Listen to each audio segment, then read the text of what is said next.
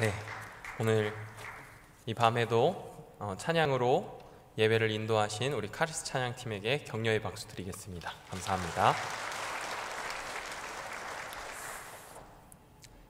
네, 신자는 누구인가? 그리스도인은 어떤 사람인가? 그리고 그들이 모인 교회는 무엇인가? 사랑하는 여러분, 혹시 이런 질문을 스스로에게 해보신 적이 있으십니까? 그리고 막연한 대답이 아닌 구체적이고 정확한 대답을 우리 모두가 가지고 계신지 한번 여쭤보고 싶습니다. 한 문학가는 사람은 무엇으로 사는가 스스로 질문하며 또 사람들에게 질문하면서 대답하기를 사람은 사랑으로 산다 말했습니다.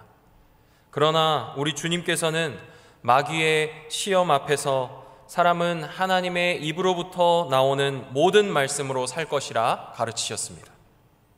하나님의 사람은 하나님의 백성이라고 한다면 하나님의 입으로부터 나오는 모든 말씀으로 사는 것입니다.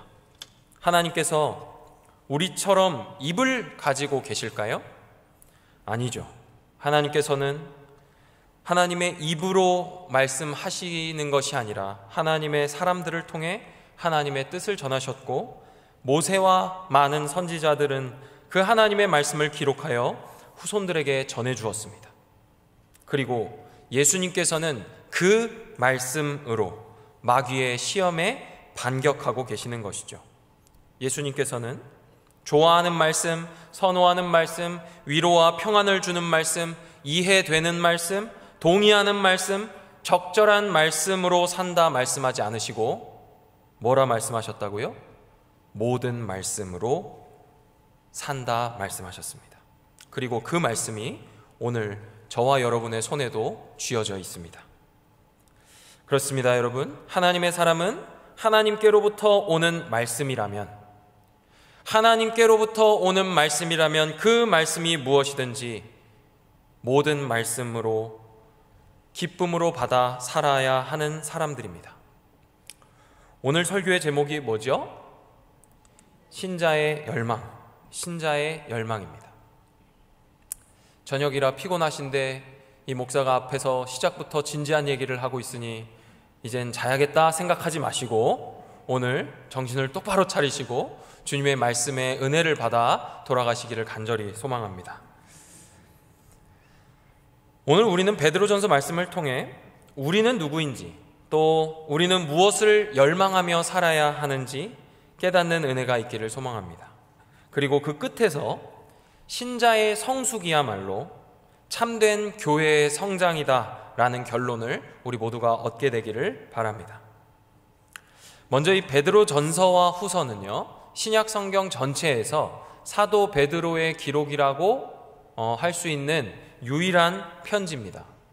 사도행전에서 바울은 자신을 일컬어 나는 이방인의 사도다 하고 베드로는 유대인의 사도다 말했습니다.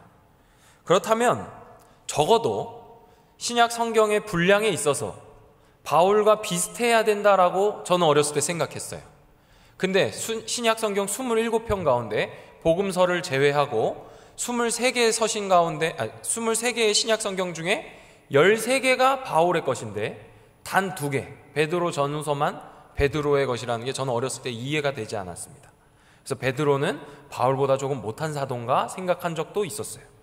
그런데 그런 생각을 가지고 있으면서 성경을 읽다 보니까 마치 신약 성경 전체가 유대인들은 다 나쁜 사람들로 만들고 뭔가 이 성경이 이방인들을 위해서, 이방인들을 향해서 가고 있는 것 같은 느낌과 생각을 받았던 적이 있습니다.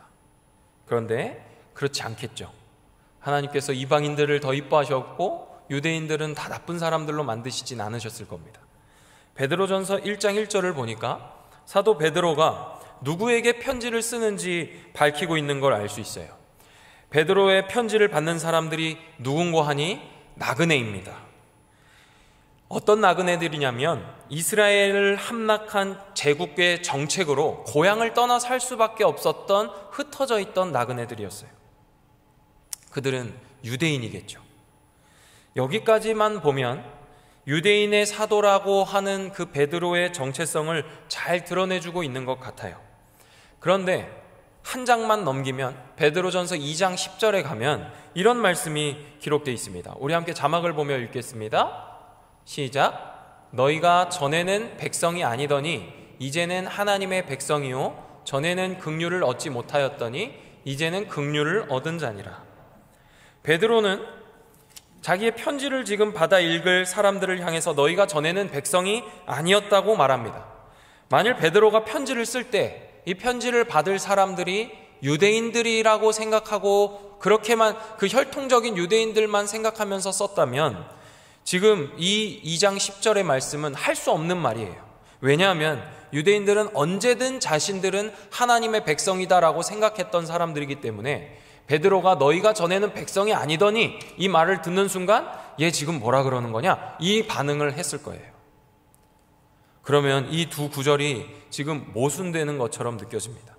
1장에서는 흩어진 나그네로서 혈통적 유대인을 상정하고 있는 것처럼 보이는데 2장에 와서 갑자기 이방인들에게 편지를 쓰는 것 같이 보이기 때문이죠. 그런데 이것은 모순이 아니에요. 바울에게서 힌트를 얻을 수 있습니다. 바울은 로마서 2장 28절과 29절에 이렇게 기록하고 있습니다. 무릇 표면적 유대인이 유대인이 아니요 표면적 육신의 할례가 할례가 아니니라. 오직 이면적 유대인이 유대인이며 할례는 마음에 할지니 영에 있고 율법 조문에 있지 아니한 것이라. 그 칭찬이 사람에게서가 아니요 다만 하나님에게서니라. 복음 안에서 혈통적 유대인 그리고 이방인은 이제 아무 의미가 없어지게 된 거예요. 사도 바울과 베드로는 동일한 의식을 가지고 지금 복음 안에서 유대인과 이방인이 하나 되고 있음을 말하고 있는 것입니다. 그리스도 안에서는 그와 연합한 자가 유대인이고 진정한 이스라엘이며 참 하나님의 백성이라는 사실을 이 말씀을 통해 우리에게 가르치고 있는 겁니다. 이 관점을 가지고 1장 1절을 보면 다르게 보이기 시작합니다. 베드로는 흩어져 나그네가 되어 사는 모든 그리스도인들에게 편지하고 있는 것이죠. 그렇기 때문에 이 말씀이 유대인들을 위한 것만이 아니라 오늘을 사는 우리들에게도 유효한 말씀이 되는 거예요. 사랑하는 여러분, 하나님의 백성은 흩어진 나그네들입니다. 우리는 이 땅에 나그네로 살고 있어요. 그리고 우리는 이 나그네로 산다는 사실을 매일 매 순간 느끼셔야 합니다. 나그네로 살라고 하면 일단 채비를 해야 되겠구나, 배낭을 싸고 어딘가로 떠나야 되는 건 아닌가 하는 말을 생각하며 걱정이 앞섭니다. 그런데 실제 나그네가 되어보면 이 말이 무슨 말인지 알 수 있어요. 나그네는 낯선 곳에 살아가는 사람들입니다. 사람도 낯설고 문화도 낯설고 생활 방식도 그곳의 환경과 계절과 습관이 다 낯설게 느껴지는 사람이 나그네예요. 하나님의 백성들을 나그네라 말하는 이유는 무엇이겠습니까? 복음을 접해서 믿음으로 그 복음 안에서 주를 만나 예수가 나의 구주라 하는 그 사실을 깨달아서 하나님께서 베푸시는 그 풍성한 구원의 은혜를 통해 새로운 생명으로 거듭난 사람들이 바로 나그네입니다. 그 순간에 우리는 이 모든 세상의 것들이 낯설게 느껴지는 거예요. 왜 낯설게 느껴질까요? 이전에는 이것도 나의 생명을 보존해 주리라 여겨졌고 저것도 나의 이름을 높여주리라 여겨졌는데 예수님 안에서 복음을 만나고 나니 이것이 나의 생명을 유지해 주는 것도 아니요 이것이 나의 이름을 높여주는 것도 아니구나라는 사실을 깨닫게 되며 나의 과거의 삶이 낯설게 느껴지는 것이죠. 은평의 가족 여러분, 저와 여러분은 이런 의미에서 이 세상을 나그네로 살고 계십니까? 아니면 정착민처럼 원주민처럼 살고 있습니까? 사도 베드로는 곳곳에 흩어져 살고 있는 하나님의 백성들을 향해 세상에서 얻을 수 없는 은혜와 평강을 기원하고 있습니다. 그들 안에 솟아나는 새로운 생명의 원리는 세상이 말하는 평안과 안식의 자양분으로는 도무지 동력을 얻을 수 없는 생명입니다. 새로운 생명을 그 속에 품고 있는 자들에게는 하나님의 입으로부터 나오는 말씀만이, 그의 입으로부터 나오는 그 약속의 말씀으로 얻어지는 은혜와 평강의 법칙으로만 살 수 있는 사람들입니다. 신자는 이런 사람들이에요. 나그네이고 택함을 받았고 이 세상과는 어울리지 않는 사람들입니다. 그렇다면 신자는 어떻게 신자가 되고 또 어떻게 자라가며 그 자람의 목적은 무엇일까? 우리가 하나씩 살펴보도록 하겠습니다. 첫째, 신자는 하나님의 말씀으로 거듭난 사람들입니다. 베드로전서 1장 3절을 우리 큰 목소리로 함께 읽어보겠습니다. 시작.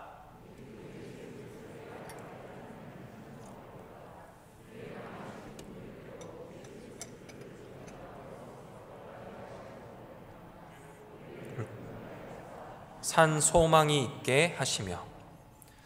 신자는 산 소망이 있습니다. 그 소망은 살아있는 소망이에요. 살아있는 소망이란 말은 죽은 소망과는 반대되는 말임과 동시에 생명을 주는 소망이다 라는 뜻입니다. 이게 무슨 말인가? 제가 좀 적절한 예가 될지 모르겠지만 한 이야기를 해드리려고 해요. 제가 초등학생 때 학교에서 강낭콩을 키워본 적이 있습니다. 지금도 우리 초등학교 다니는 아이들이 실험을 할 수 있도록 강낭콩 실험 키트를 이렇게 판다고 하는데, 그 강낭콩으로 실험을 했던 이유는 다른 게 아니에요. 강낭콩을 따서 먹으려고 한 게 아니고, 강낭콩이 이 성장 과정이 빨라서 단기간에 이 식물의 성장을 관찰할 수 있는 좋은 재료였기 때문에 강낭콩으로 실험을 했어요. 그런데 제가 이것을 지금까지 기억하고 있는 이유는 잊을 수 없는 경험이 있었기 때문입니다. 강낭콩이 자라도록 실험을 하려고 하다 보니까 땅에 심기보다는 처음에 이렇게 자그마한 접시, 샬레라고 하는 그 접시에 강낭콩을 얹어서 거기에 이제 물을 줍니다. 그래서 물을 주고 며칠이 지나면 이 강낭콩이 썩어요. 이 썩은 내가 한여름에 교실에 진동한 거예요. 여기서 웃으셔야 되는데 제가 이래서 안 잊어버리고 있는 거예요. 교실에 들어가기가 싫은 거죠. 그래서 실제로 우리 45명, 50명이 채 안 되는 애들이 하나씩 강낭콩을 다 이렇게 실험을 해놨으니까 실제로 어떤 애들 콩은 다 썩었더라고요. 그러니까 그 썩은 내가 막 납니다. 근데 썩지 않고 정상적인 강낭콩들은 작은 초록색 새싹이 거기서 이제 삐져나와요. 며칠이 지나면. 그리고 또 며칠이 지나면 그 콩에서 줄기가 납니다. 그 줄기가 나면 이제 걔를 이제 옮겨 심어줍니다. 아주 선택받은 몇 개의 강낭콩만 이제 화분에 심겨지게 됩니다. 썩어서 죽은 것 같아 보이던 콩에서 싹이 나더니 줄기가 나오고 꽤 자라서 화분에 옮겨주기까지 자라나는 콩들이 있었어요. 그리고 마침내 그 콩나무에서 콩이 열린 걸 보면 이제 우리 모든 이 초등학생들이 다 신나가지고 막 박수를 치고 그랬습니다. 여러분, 살아있다는 건 이런 거예요. 살아있다는 건 혼자 사는 것에서 끝나지 않고 그 새로운 생명을 낳기 위해서 끊임없이 성장을 합니다. 그리고 또 다른 콩을 열매 맺죠. 신자가 산 소망이 있다라고 할 때에는 이런 소망을 품고 있다는 겁니다. 그것은 신자가 신자 되도록 하신 하나님이 죽은 신이 아니라 살아계신 하나님이기 때문에 그 소망이 살아있는 소망이 될 수 있는 것이죠. 그 살아계신 하나님께서 우리에게 무엇을 통해 그렇다면 이 산 소망을 수여하시는가? 바로 그분의 약속의 말씀을 통해 우리에게 그 소망을 수여해야 하십니다. 베드로전서 1장 10절과 12절을 제가 한번 읽어보겠습니다.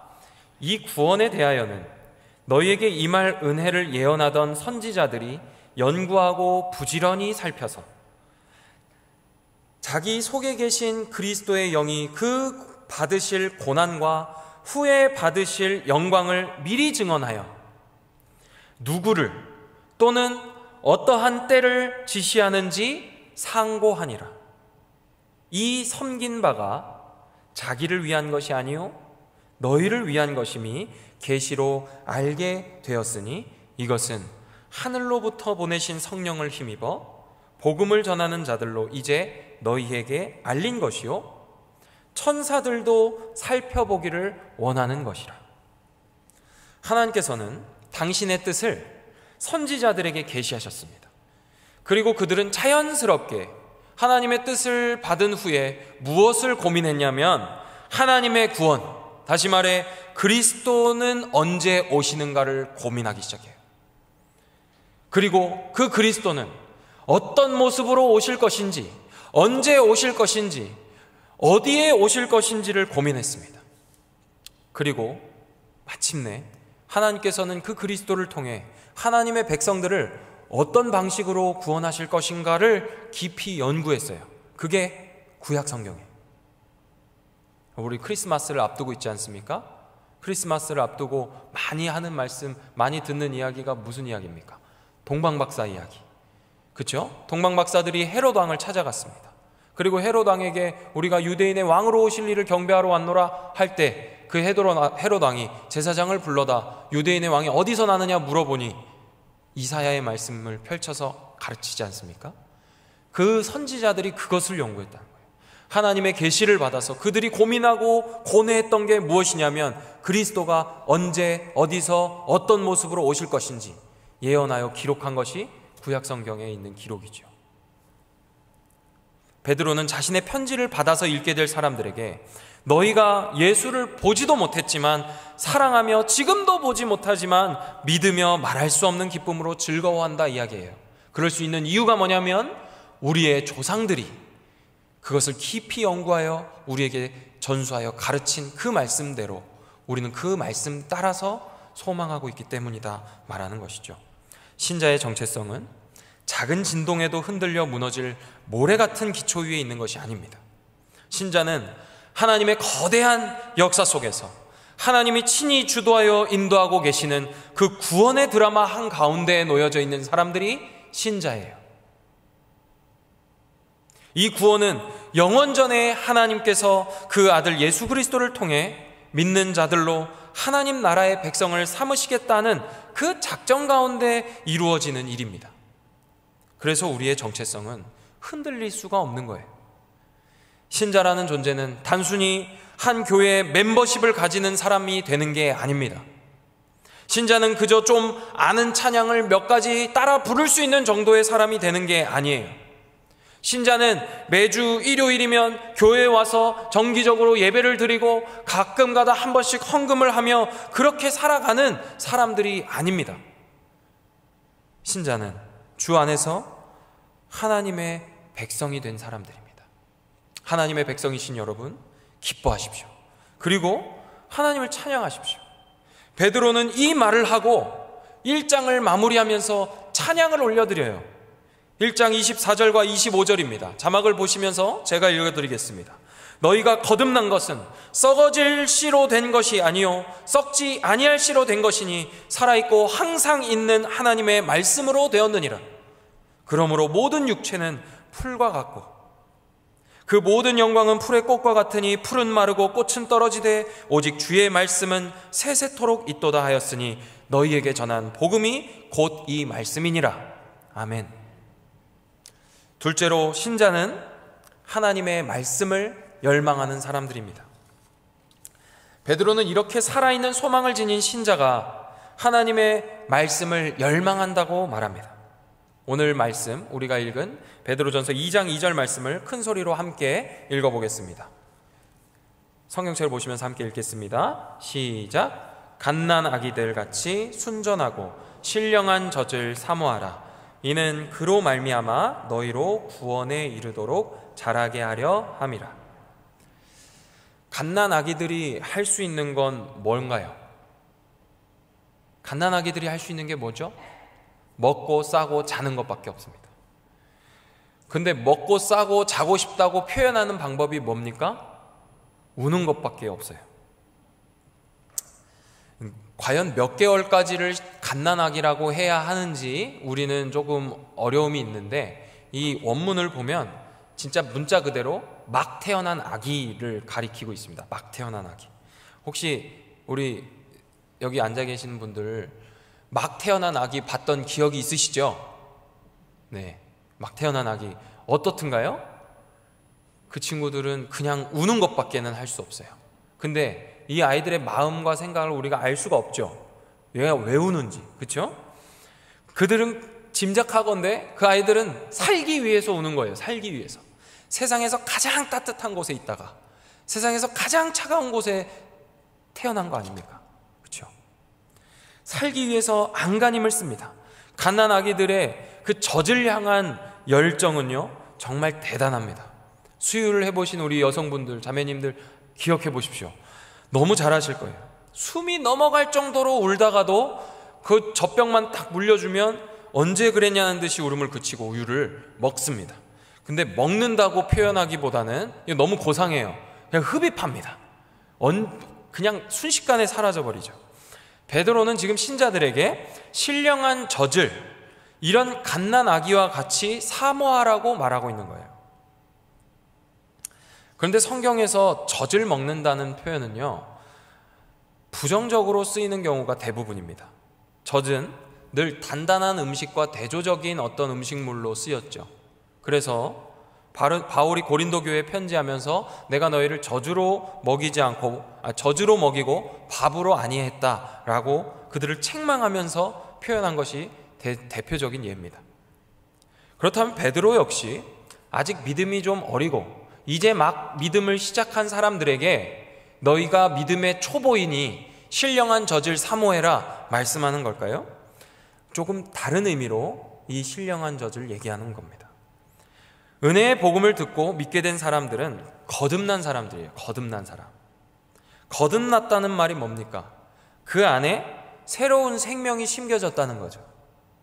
그렇기 때문에 믿음을 막 시작한 사람들을 향해서 갓난아기와 같다고 말하는 것은 아주 적절한 표현이에요. 그런데 우리 믿음 생활을 좀 오래 했던 우리도 근데 그런 첫사랑들이 다 있죠. 수련회 다녀왔을 때, 은혜가 막 충만할 때, 우리 은평교회는 수준이 있어서 다 은혜를 받으면 목사님을 찾아와서 목사님 제가 이것도 하고 저것도 하겠습니다 하지만 저 다른 교회들은 은혜를 받으면 이제 목사님을 피해 다니죠. 왜? 이것저것 시킬까봐. 그렇죠? 우리 열정이 막 가득하잖아요. 막 은혜가 충만하면 그런 상태인 거죠. 막 거듭났을 때를 떠올려 보세요. 주님의 그 말씀으로 새롭게 되었을 때 무엇든 시켜주십시오. 제가 다 하겠습니다 하는 열정이 가득하지 않습니까? 우리말 성경에 이 사모하라라고 번역된 이 말은요 사실 너무 고상하게 순화된 번역이에요. 이 본래의 뜻은요 간절히 원하다, 열망하다, 간절히 사랑하다, 막 애타하다 이런 뜻이에요. 갓난 아기에게 아주 잘 어울리는 표현이죠. 갓난 아기가 살고 싶어서 바둥거리면서 젖을 찾는 모습. 그들이 그토록 갈망하는 젖은 그들의 육체를 살찌우고 그들의 뼈를 튼튼하게 하며 몸이 자라도록 도울 것입니다. 그런데 그 생명의 양분을 공급해 주는 그 신령한 젖은 누구에게 적합한 젖일까요? 이제 막 거듭나서 그 안에 새롭게 태동하고 있는 그 생명에게 적합한 젖이겠죠. 그 육체에 힘이 생기고 활력이 있고 모든 육신의 장기들이 활발하게 작동하도록 돕는 그것이 아이들이 열망하는 젖이라고 한다면 우리 안에 새롭게 태어난 그 생명에게 필요한 젖은 그 양분은 무엇이겠습니까? 이 생명이 어떤 생명인지 생각해 볼 때 그 신령한 젖의 의미는 분명해집니다. 새로운 생명, 땅에 썩어질 것으로 된 것이 아니라 영원한 하나님의 약속의 말씀으로 주어진 그 생명에 합당한 자양분은 바로 하나님의 말씀이요 우리가 맛보았던 하나님의 인자하심과 그의 긍휼한 은혜입니다. 신자는 하나님의 은혜를 향한 강한 열망이 솟아납니다. 그 은혜가 없으면 금방 죽어버릴 것처럼 생각하면서 울부짖는 그런 생명이 바로 우리 안에 잉태한 새로운 생명이에요. 은혜를 갈망하며 울부짖는다는 건 그냥 가만히 앉아서 울어 제끼는 것이 아니에요. 그것을 얻기 위해서 능동적으로 찾아 나서는 사람들이 바로 열망하는 사람들입니다. 베드로는 여기에 맛보았다는 말을 해요. 맛보았다는 말. 맛보았다는 말은요, 단순히 경험해보고 체험했다는 그 정도의 의미가 아닙니다. 히브리서가 이 단어의 의미를 분명하게 가르쳐 주는데, 히브리서에서는 예수님이 죽음을 맛보셨다 할 때 이 말을 썼습니다. 예수님이 죽음을 맛보셨다는 것은 그냥 죽음의 고통이 이 정도구나 하신 정도인가요? 예수님이 죽는 척 하시며 죽음의 고통만큼의 고통을 당하셨다는 비유적인 표현입니까? 아니죠. 예수님 진짜 죽으셨어요. 주의 인자하심을 맛보았으면 그리하라는 말씀은요, 주의 인자하심을 무슨 아이스크림 맛보기 하듯이 맛보기 했다는 것이 아니라 주의 인자하심에 푹 빠져서 그 인자하심 속에서 살아라 하는 그 신자의 상태에 대한 명령이에요. 마트에서 맛보기 하고 살지 말지 고르는 그 정도의 맛보기가 아닌 거죠. 주의 인자하심으로 쑥 들어가서 신자의 그 사모함이, 그 열정이 그 인자하심을 갈망하는 그 삶이 되는 것, 그것을 우리에게 명령하는 겁니다.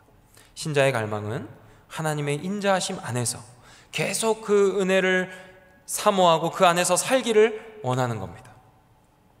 주의 인자하심, 그의 구원, 하나님이 얼마나 위대하신지, 그리스도의 죽으심과 부활과 성령의 내주하시는 그 복에 관한 모든 약속을 간절히 소망하고 구하고 바라게 되는 것입니다. 그래서 시편 기자는 주의 말씀을 놓고 이렇게 노래해요. 시편 119편을 제가 읽어드리겠습니다. 시편 119편 25절에 내 영혼이 진토에 붙었사오니 주의 말씀대로 나를 살아나게 하소서.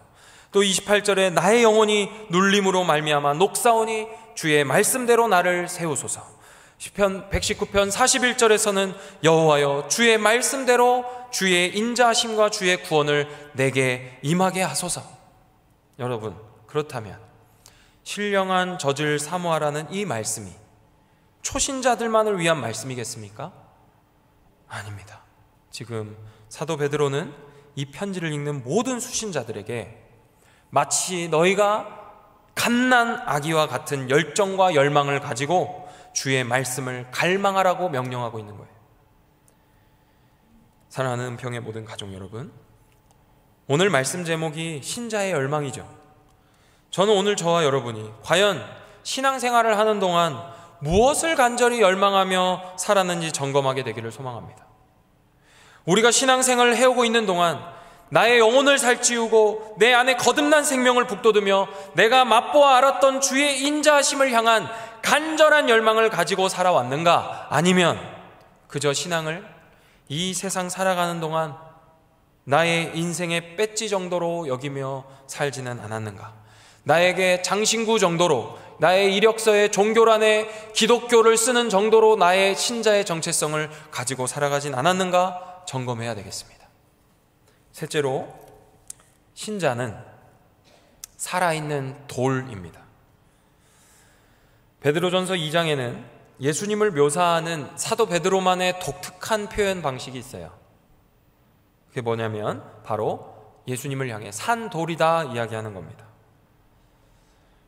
앞서 산 소망이다 할 때 그 살아있는과 같은 의미의 살아있는 돌이라는 뜻입니다.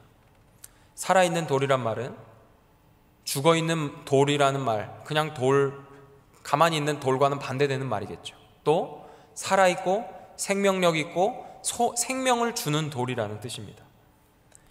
그런데 우리가 이 생명에 살아있는 이라는 말을 복음서에서는 생명의 떡이다, 또 생명의 샘이다 하는 좀 먹어서 우리 몸에 들어와서 실제로 영양을 공급하고 또 하나가 되는 것 같은 비유들로 많이 이제 사용했는데, 이 돌, 아무짝에 쓸모없어 보이는 돌에다가 이제 생명 있는, 살아있는을 붙여서 이게 쉽게 이해가 되지 않아요.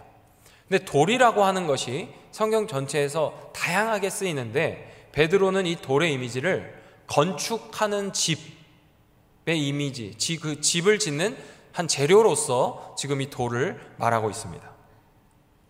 우리 2장 7절 말씀을 자막을 보시면서 함께 읽어보겠습니다. 시작.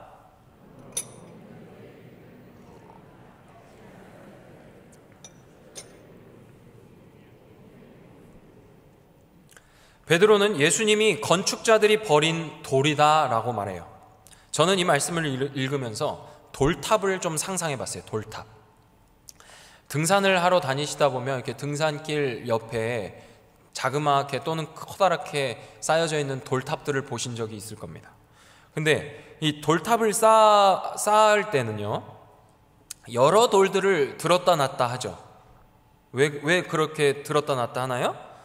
내가 의도한 모습의 탑을 갖춰가기 위해서 지금 여기에 적합한 돌을 찾는 과정인 거죠. 그렇죠?